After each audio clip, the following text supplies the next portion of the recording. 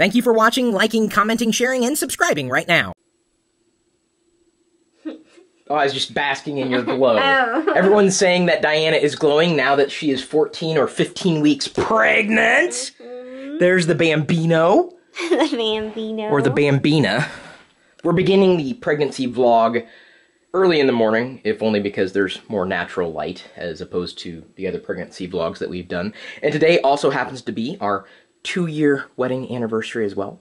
So we're going to celebrate that together because we just don't spend enough time with one another. Usually, you know, I wake up and then I don't see her until I go to bed. So technically, we've been married like 10 years. I like that word, technically. Yeah. It's a good word. Because it's like a 2-year, every day we see each other. Yeah, that does add up. Okay, back to the pregnancy. I think that's more of a regular vlog discussion. Did they get a good view?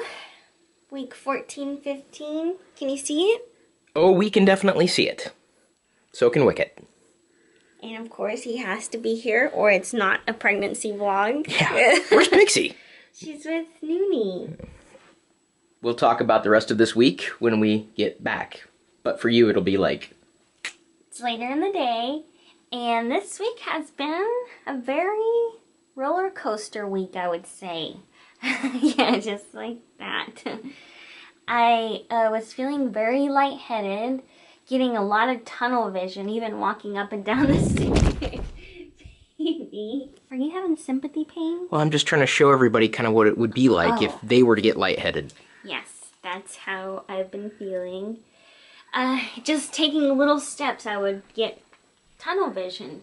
So I was a little concerned. We went into the doctor. I got a urine analysis. So he just pretty much said to just take my time getting up if I'm sitting down and not rush through things. Because if I push myself too much, I can instantly feel myself getting very lightheaded and almost getting really hot and shaking a little bit. When we were shopping at the thrift store, I definitely felt it. I got my first prenatal massage and I'm still sore from it. He worked some things that I've never had worked before. He said pregnant women tend to feel more intense in the shoulders and upper back, and I definitely felt it. I love deep tissue massages, and this is probably the deepest tissue massage I've had. I've been craving croissants like no other, and peaches, but I still haven't had a peach. They have nectarines out the wazoo everywhere, but unfortunately peaches are not in season and I cannot have one, so I'll just have to wait. And I kind of want to explain what a craving feels like because it's kind of interesting to me. I guess I would put it, I've had croissants before. They're delicious, but I mean, they're nothing special, right? But every time I eat one, I feel like it's the best thing in the world in that moment. Nothing else matters except for that croissant. That's what it feels like. And I mean, I've had them before. That's what's funny. These cravings are just so intense. And the flavors are just like, this is so amazing. And then there's things that I used to love that just sound so unappetizing. Our baby is the size of a potato. Well, it was supposed to be the size of a potato last week. No. Well, last week I was like, it was an introduction of what the baby was going to be. So it was pre-potato. I just see this look of panic wash across your face. We're not 100% sure if we're in week 13 or 14. Or 15. Or 15. No, I mean 14 or 15. We know we're moving along in a positive way. Yeah, for sure it's a potato right now. We are giving birth to a potato. Yes. And since it's coming from Diana's loins, it will be a sweet potato. Which is funny because I've been loving potato anything. Right this way, ma'am. I've laid everything out. We purchased 4 of these items. We don't really have a lot of baby clothes yet. The baby will grow into this shirt, this shirt, this shirt. We don't know if the baby's going to be big enough to fill the Santa outfit, and a subscriber sent us this infant skull cap. That sounds a little creepy, but the infant's head, the baby's head, the child's head will be warm. And I'll keep the t-shirts even after the child grows out of them. Any new revelations for Daddy this week?